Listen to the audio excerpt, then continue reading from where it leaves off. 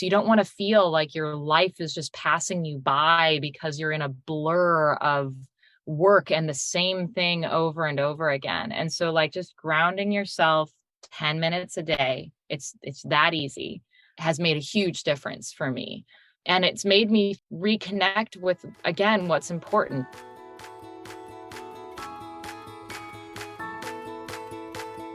Welcome to You Belong in the C-Suite podcast. You are ambitious in life and in your career, but something is missing. You want to bring more of your passion to what you do.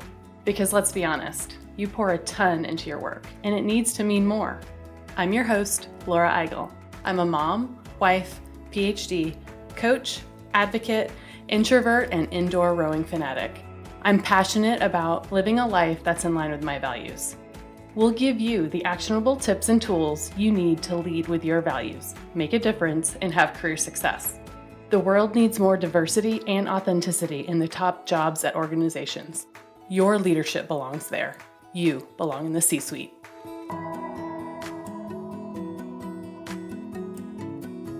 Hi there, friends.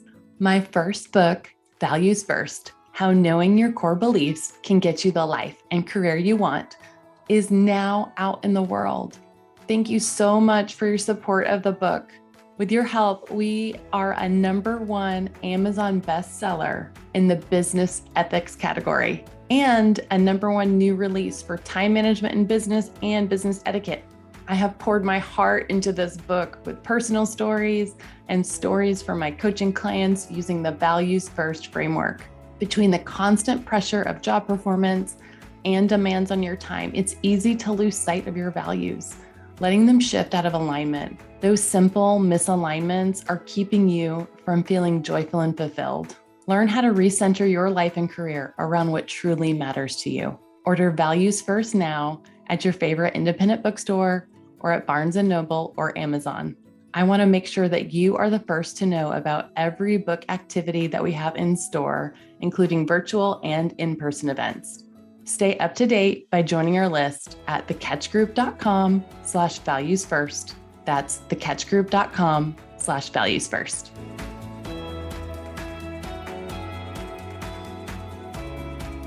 Welcome to this week's episode of the You Belong in the C-Suite podcast. I'm honored to share my conversation with this week's guest, Amanda Knox. Amanda Knox is an exoneree, journalist, public speaker, author of the New York Times bestselling memoir, Waiting to Be Heard, and co-host with her partner, Christopher Robinson, of the podcast Labyrinths. Between 2007 and 2015, she spent nearly 4 years in an Italian prison and 8 years on trial for a murder she did not commit. She has since become an advocate for criminal justice reform and media ethics. This episode is so special to me because we are talking about advocacy, which is one of my core values. Amanda's extreme lived experience as an exoneree has impacted her advocacy work, but it has also given her a clear sense of the why behind everything that she does. Like many people, I followed Amanda's experience in the media. And while digging into her past experiences could be interesting, I'm more excited to have you hear about the advocacy work that she's doing now. I'm more excited for you to hear about how she builds boundaries for herself and her family. And I'm most excited for you to hear about the impact she's making and for you to learn from her experiences and for those experiences to impact your own life.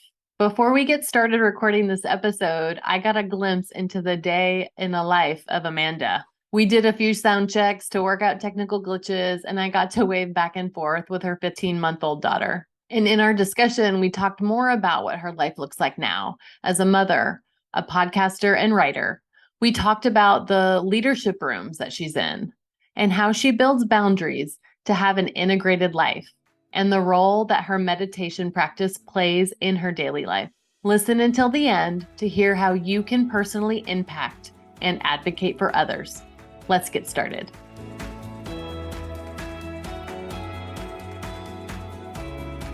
Well, I want to welcome you to the You Belong in the C-Suite podcast. Thank you so much for being in this space with us.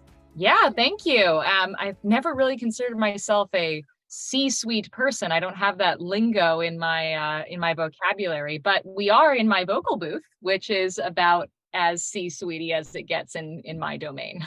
I love it. Yeah. And I want to, we'll dig into that. Like, I want to hear about all of the rooms that you're in and what you're doing and lots of different things. But what does life look like for you now? Like, what's a day in the life of family life, work life look like for you these days? Yeah, because I have a 15-month-old daughter, and both my husband and I work together. We work from home. Everything we do at home. And we've been doing that for a long time. So, for instance, when the pandemic struck, it wasn't quite as a shock to our system as it was for many people. We were used to working from home, and we were used to that rhythm and self-discipline, that kind of thing. So, I think the most disruptive thing has been having a baby, because now I am a full-time mom, and I am also still working full-time as, a creator of content in the podcast realm, but also in writing. I occasionally write for different publications like The Atlantic or, various other publications. So it's a lot, but it is really, really fulfilling. I feel like somehow I got lucky and found a niche where I get to express myself and feel like I'm doing really good work. And it's not just a grind, even though it is a grind, because everything is. But yeah, day in the life is simply getting up super early and starting work as soon as we're awake, honestly. And I think that's one of the tricky things about being self-employed and about being a creative self-employed person. We don't have regular hours like you would in a normal company or anything like that. I think a lot of CEOs can definitely appreciate that feeling of your work is your life and you take it home with you, and mine is literally in my home. So I juggle baby, and I'm doing emails, and I'm getting on interviews. And I think the biggest shift for my husband and me is we finally hired a person to work for us. So we have a production assistant who has been taking up some of the responsibilities that I had before, which was in the production of a podcast, is something like going through transcripts and helping to like sketch out drafts of scripts, things like that. How has that felt getting that off your plate? I mean, on the one hand, I really enjoyed always getting into all of the weeds of everything. It was really, for the longest time, just me and my husband. We're very, very startup, I would say, but like we've been startup for like 5 years. And I loved the way that the work distributed itself. It's been a shift, but also I just love being a mom. Like I love that job. It's the best job ever. And I just happen to have been really lucky to get a very, very happy, cooperative kid as well. I'm sure some moms have a lot more trouble because they just have someone who is combative with them. But really, like my daughter, she's a very happy kid, and she is also totally happy to entertain herself as long as she's in the same room with you. If you have to go, like, as you saw, as we were entering into this space, there was a little bit of disruption when she was asked to leave the room. So what are you finding most fulfilling now in motherhood? What are the things that you just love doing? And then maybe one thing that you don't love as much? So I love being present. I think that's something that we forget to do when we're, especially business owners, is we're juggling so many things, and we're having to think really far ahead and project and plan and strategize, that we lose sight of the only thing that really exists ever, which is right now. And my daughter is extremely good at fixing me in the present moment. Right now we're playing, and right now we're hungry, and right now we have a poopy diaper. So let's just be with each other right now. I think a challenging thing for me is the multitasking and having to keep track of her life and her needs on top of my own life, my own needs, and my husband's life and his needs, and then the life of our business and its needs, there's like a lot of things that I have to keep track of. And it's not just, it doesn't seem like it's just more of the same. It's just, it seems exponential, the number of things that I have to keep track of. And it's frustrating when I lose track of one thing or another. And then like a scheduling conflict arrives and I'm like, oh, normal me would never have made a scheduling conflict, but mom and business owner me is struggling to find that balance. Yeah. Yeah. And I think that's so relatable. I think that the complexities, they just get so much more complex. And so my kids are 7 and 10. Mm-hmm. And I wish I could tell you that it gets less complex, but it does not. But they do get more self-sufficient, which is helpful. Yeah. And I'm like, even projecting into the future again, here I go, thinking about homeschooling my kid. And I live on an island, so it's more common. And just thinking about how that whole routine is going to enter into our routines today is going to be very interesting. But I love a good challenge. I love it. I love that you're thinking about doing that and what it will mean for family life and how to then interweave all of the other things that you want to get done for fulfillment. Yeah, I read a really great book when I was pregnant called Hunt, Gather, Parent. And the really innovative, but not really innovative idea behind it, among many things, was that today in modern society, we tend to have these very separate spheres. There's the family life and there's the work life, and there's the husband and romantic part of your life. And then there's the, friends and parent or whatever, like everything is sort of separated. And as a consequence, we feel less connected. And one of the things that I have really enjoyed about my life up to this point is how actually connected my life is. My husband and I are not just husband and wife who come home at the end of a workday together. We work together. And I can't tell you the number of people who have said things to me like, oh my God, how can you work with your husband? And like, not just that, but right next to him. Like, how do you do that? And I don't know. I've always really enjoyed it. And the idea of shipping my daughter off to go like be a person and learn about the world, as a part of our ecosystem still feels very foreign to me. So the idea of homeschooling is really just an extension of that idea of like, we're an ecosystem and all of us are interconnected. Her work and my work will be interconnected. And that's just what it is to be human. So I don't know, that's something that's always really resonated and I've enjoyed. I know it's not for everyone. Yeah, I love how it just seems all very integrated, to your point. And in our podcast, we talk a lot about values and how those show up in different aspects of life. So I love this idea of interconnectedness because I think when we think about work and life, we have been told and the systems that have been built have made them separate when they are not. We're whole people, right? Yeah. And like, especially when they're separated, we lose sight of what it's all for.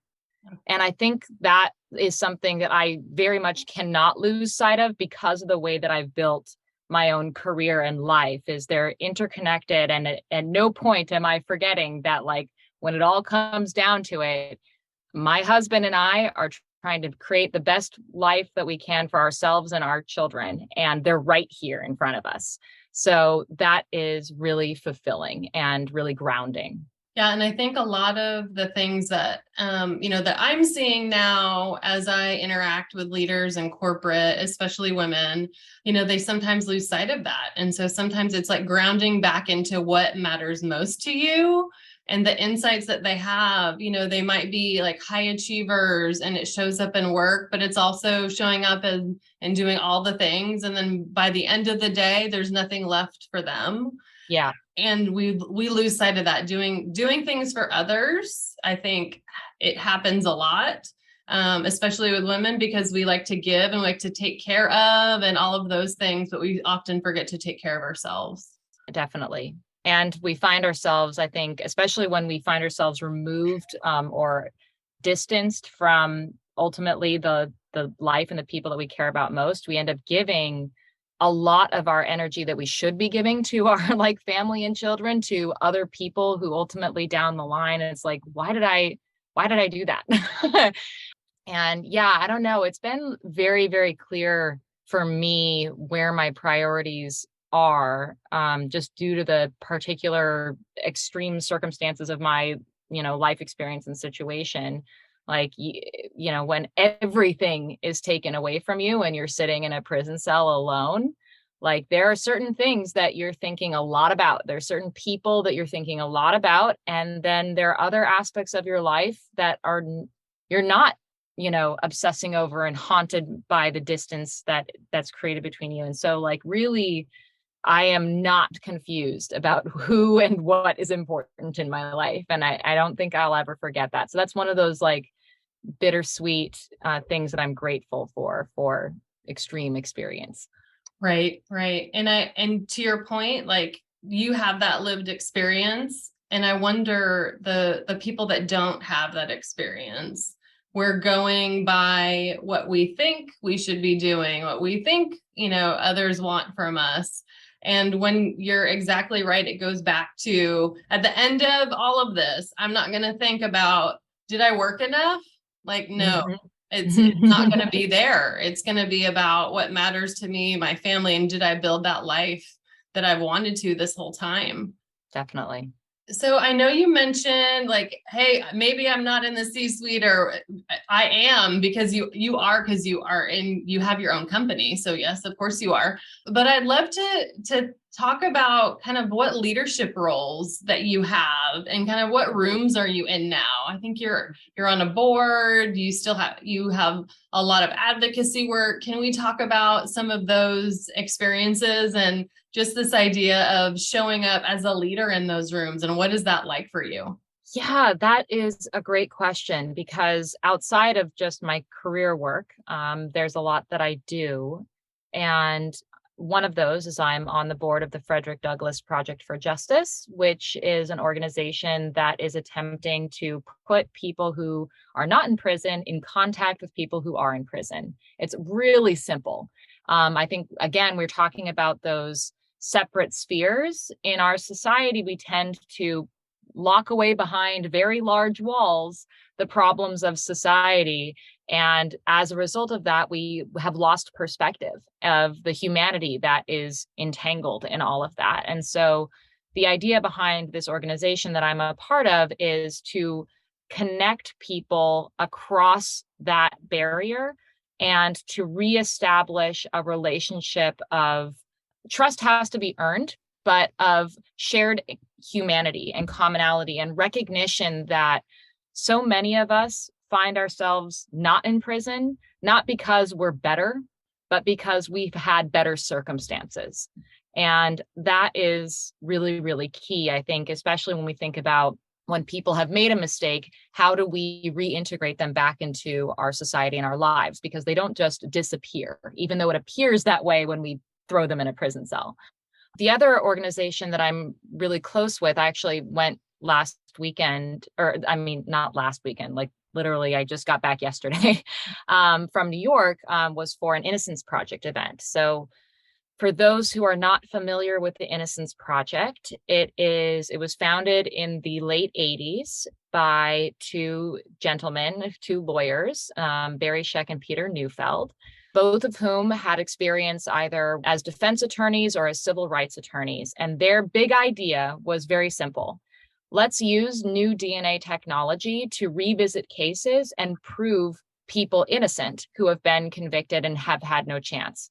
So they have been doing that since then. They have overturned over 200 convictions since the 80s, just their project alone. And it has grown into now an international network of different projects. So the Innocence Project, the first one is based in New York, but there's some kind of innocence organization in every state of the United States. And there are different organizations scattered around the globe at this point due to all of this effort. And we call it the Innocence Network. So I frequently go and do things like public speaking to help raise funds for this project. And it is one of the most fulfilling things that I have ever done, not just because I know that like my story is going to help, inspire people to then pass those resources along to the next person who needs to get out of prison as an innocent person, but also because it's connected me with other people in my situation. When I first came home from prison, I thought I was the only wrongly convicted person ever. Or if I wasn't the only wrongly convicted person ever, I was never going to meet someone else like that. Like how would I ever meet someone? And I wasn't even sure if I wanted to, because very honestly, being a wrongly convicted person by definition means that the worst experience of your life just suddenly happened to you for no reason. Like you had nothing to do with it. And so the idea of like getting invested in a movement about the criminal justice system for someone like me who was like, I'm a poetry student. I like foreign languages. I'm not a lawyer. I'm not going to go to law school. Like that's not my world. I sort of convinced myself that maybe I didn't belong. And what ended up happening is I was really struggling for many years after I came home. And finally, my mom convinced me to go to one of these conference events put on by the Innocence Network. And when I got there, I found myself surrounded by hundreds of people, wrongly convicted people, mostly men who are much older than me, men of color, men who had spent decades in prison for crimes they didn't commit in this country. And it was the first time in my life that after I came home from prison that I felt like I was home, because suddenly I was surrounded by people who I didn't know existed, who knew exactly how I felt. And I did not have to explain myself. And to this day, it is a breath of fresh air every time I come into a room with other wrongfully convicted people. They're my family that I never knew existed. And it's so fulfilling to get together with them like I did this past weekend, to share our stories and find commonalities and find common purpose and just try to pass our good fortune forward. I love that you use the word home and belonging, because it feels like before that you didn't expect that to be the case. I did not. I thought that, I would go home and go back to my life, right? I fantasized so many years in prison. Like, I just want to go back to my life. I felt like I was living someone else's life by mistake. And then when I came home, I realized that my life, after being accused, after being in prison, that life that I wanted to go back to no longer existed. And I was changed by my experience. And so I had to rediscover not only what was home for me, but also who I was. And reconnecting with other people who have gone through that same experience has been extremely helpful for me. Even if I then go off on my own direction, I think I might be the only exoneree I know who has a podcast, but once you meet and connect and find common ground, you then feel like you have some sort of steady ground to stand on for you to blossom in your whatever direction you choose. And I love that as a mirror for other places of belonging. We talk a lot about work on this podcast because we spend so much of our time at work, Yeah. right? And as you think about that, if you are in a place that you feel like you belong, the connection, the fulfillment, the action that you can take moving forward is just exponential. And I think it makes it the thing that I've noticed, and this is true of people who work in the innocence movement, is the day in, day out of trying to get innocent people out of prison is a grind. And it's just a battle every day. And it makes a huge difference to just have a moment of connection. Because again, it grounds you in the why. Like, why am I even getting up in the morning and answering emails again? Like, well, because of these people who I love and because of these principles that I care about. And these people are living embodiments of that. Like, that is the thing that helps you. It's just that energy exchange that makes it possible to feel like you're not just lost on or walking a treadmill. You have direction, you have energy, you have momentum, and you're not alone.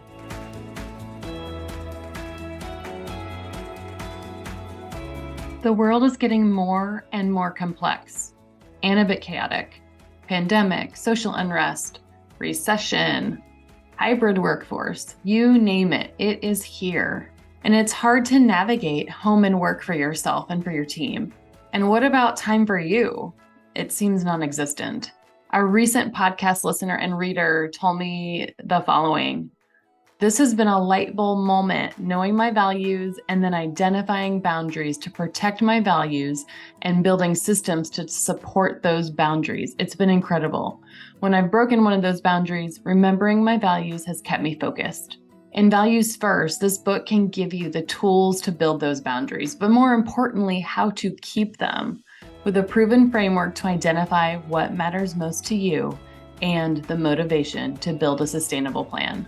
Values First, how knowing your core beliefs can get you the life and career you want, is now available wherever books are sold. Go to thecatchgroup.com/valuesfirst to learn more and stay connected. That's thecatchgroup.com/valuesfirst. Systemic change is hard work. There are sometimes no big wins, lots of setbacks. And to influence big systems like criminal justice reform and organizational culture, different laws within states or nationally, different legislation, it can feel very overwhelming, right? And so I love how you've described the connection to others and bring it back to your why on how you do the daily stuff to get to that long-term thing. What other actions, I guess, would you suggest in terms of getting through that grind, that overwhelm? You know, it's gonna sound kind of cliche, but a good 10-minute meditation every day has been life-changing for me. Like, true, I started doing daily 10 minutes of just devoting 10 minutes to yourself to be present with your own mind. Just 10 minutes a day can really, really take that feeling of weight off of your shoulders and help you feel like you are just even present and aware in your experience. You don't want to feel like your life is just passing you by because you're in a blur of work and the same thing over and over again. And so, like, just grounding yourself 10 minutes a day, it's that easy, has made a huge difference for me. And it's made me reconnect with, again, what's important. Like, some of the things that we do, we find ourselves in this like loop or this cycle, or we're on a path and we sometimes lose sight of why we chose that path in the first place. And maybe just sometime down the line, you might want to redirect, but you're not going to notice in time unless you're just giving yourself 10 minutes of your own attention, of your undivided attention. I love that too, and the impacts that it could have. And like you said, in the integration of everything else, I bet that it also helps you be a more present parent as well. Oh, yes. And I think one of the other things that it's really good at is it stops you in your tracks so that you don't just keep perpetuating cycles that are potentially just creating further obstacles. And it causes you to just reflect like, oh, do I have to be feeling, frustrated this morning? Actually, maybe I don't. Maybe I just don't have to feel that. Maybe I can start over right now. I can, like, you literally can, and it'll change your entire day and you'll get way more stuff done. You'll feel better about it and you won't die of a heart attack when you're 50. I love that. I have tried meditation many times. I am in my head all the time anyway. I'm an introvert. I think a lot. I observe things, but sometimes I ruminate and I get stuck in the trap. The times that I have tried to meditate, I also start like putting value on, was this a good meditation practice today? And so I've even had to like take that thought out. Okay, that's just a thought too. And It so is. Yeah. right, it's All just I would say is yeah, that's just a thought. And yeah, like, that's the beauty of meditation is like the whole point of it is to just notice yourself thinking without judgment. yeah. And like, I'm very similar to you. I ruminate, I go down like thought loops and whirlpools, and meditation just lets me notice that about myself and just kind of accept it for a moment. I can be frustrated about it later. Just Mhm. right now, I'm just going to let that happen, notice it, and maybe in the noticing of it, put a stop to it, but maybe not. And that's okay. Yeah, it is okay. Mm-hmm. I like the pause because I think the pause then, if you're practicing that pause every day, then maybe in other times of the day, whether it's a stressful moment or just a moment that you need to consider lots of different things, it just puts you in the practice of doing that in lots of different ways and lots of different decisions. Oh, yeah. And pausing before a decision is always a good call. Whatever decision it may be, just give yourself a moment, a breath before you proceed, because you might change your mind in a split second. Absolutely. So you mentioned lots of different parts of your life, and I am kind of obsessed with this topic of boundaries, and it feels Mm. like you have you've kind of mentioned a few here and there, but I'd love to specifically ask you about kind of what kinds of boundaries have you put in place for different aspects of your life to have this integrated life, for work, for life, for advocacy. How has that shifted over time since you've been back, since you've been building your family, all those things? Yeah, it's interesting. I think off the top of my head, the first thought that I have about boundaries has to do with online presence. So my career does depend upon me interacting in a public arena. I'm making, what ultimately comes down to an entertainment product that I hope has, purpose and meaning and educational, opportunities, but people tune in because they like it. So that's what it is. And I am aware that the way that our media and our digital platforms are designed is to absorb our attention. That is the commodity and the resource that they are taking from us, and that's why it's worth it to them to give us free content all the time. They want our attention, and the cost of that can be incredibly costly in a way that people don't even realize. Not just because we're spending more and more time staring at screens instead of interacting with the people around us who we love, but also because it changes the way we think. So if you are constantly in a little echo chamber of live stream content or whatever it may be, your brain changes, and what is important to you changes, and also how you feel changes. And so I really am cautious and mindful about any kind of interaction I have with online content and online social media, that kind of thing. So that's my first clear and obvious boundary. Also, because I've seen very personally what the really horrible costs of social media usage, and as they have pertained to me personally, people believing that I'm a psychopathic killer based on zero evidence simply because certain headlines like stimulated and titillated them. Like, it's that easy for us to be manipulated by these algorithms and products. Other boundaries, I mean, there are a lot of boundaries in my life, simply, again, because of the weird extreme circumstances of my personal life experience. I'm very protective of my family's personal privacy. I don't like it when paparazzi show up outside of my house. It's very disturbing to me. So I try to be very careful about protecting those spaces. Like, my home is sacred to me. My daughter and her privacy and her life is sacred to me. Other than that, I would say because I work from home, it's I have a harder time drawing the boundary about when and where I stop working and thinking about work, because a lot of the work again is stuff that I care about. It's storytelling and criminal justice reform and all of these different topics that I would think about for fun anyway. And I think ultimately it comes down to a hierarchy of not needs, but of priorities. And my priority number one is my daughter. And my priority number two is my husband. And if any of those things come into conflict with my relationship with them, like I take a step back and go, do I need that? How can I interact with this in a way that is not going to interfere with my relationship with my daughter? And really at that point, like it's so easy right now because all that's required of me as her mom is to be with her and to not be distracted. And I love that.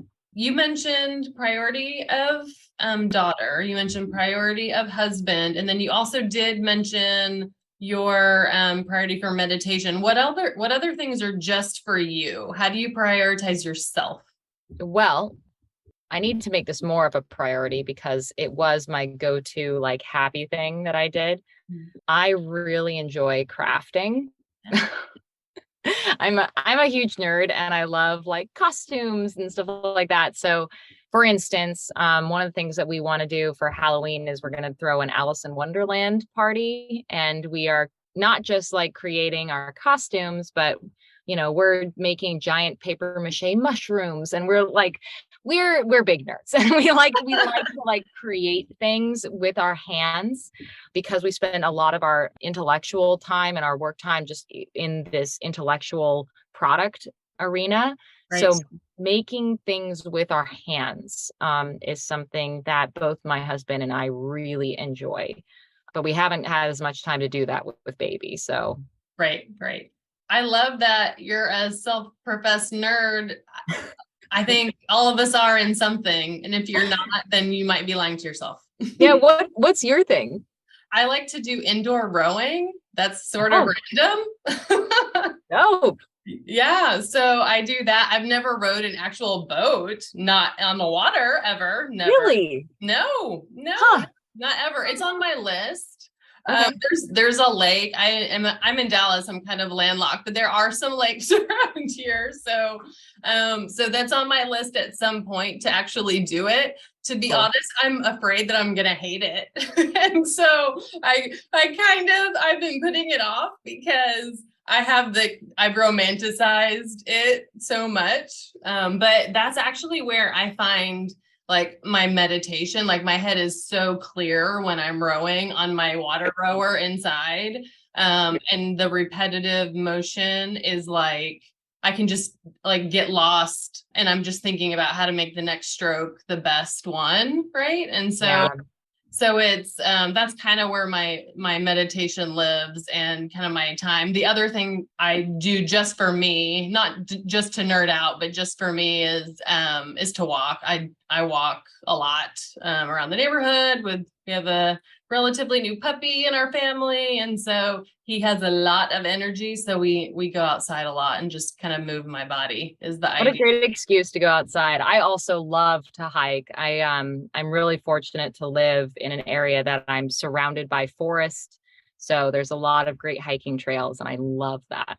Awesome. I love that too. Well, I just want to thank you so much for your time today. And I'd love to ask you, how do you think we can individually support any of the advocacy work that you're doing? What is most helpful? Well, you're down in Dallas. So what I would say is just get to know your local Innocence Project. A lot of people don't know that there are local specific innocence projects or innocence organizations. And the Texas Innocence Project is fantastic. One of my really good friends, Anna Vasquez, who is another exonerated woman, is on the board and she's fantastic. So look into your local Innocence Project and just check in, see the number of ways that people can help wrongly convicted people. It's not just money, right? It's not just like giving money to the charity. Like there were ways that people came out of the woodwork to support my family, which was a family in deep, deep crisis, that included donating air miles so that they could travel to visit me, even just trying to, organize data files. Like there's a million needs that any family that is going through that crisis needs.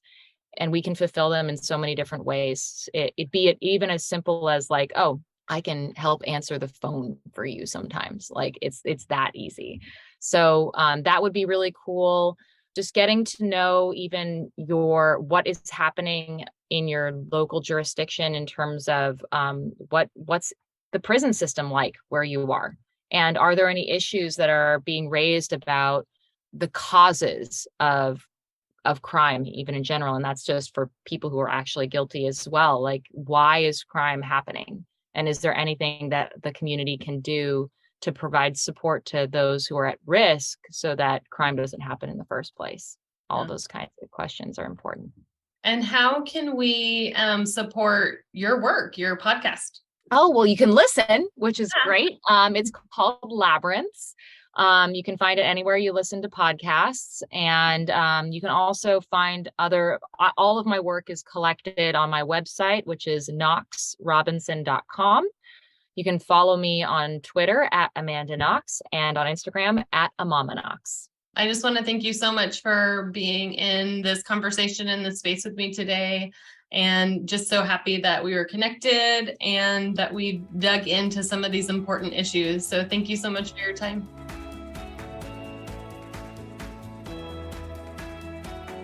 I want to thank you so much for listening to the You Belong in the C-Suite podcast. If you are enjoying this content, please remember to rate and review on Apple Podcasts.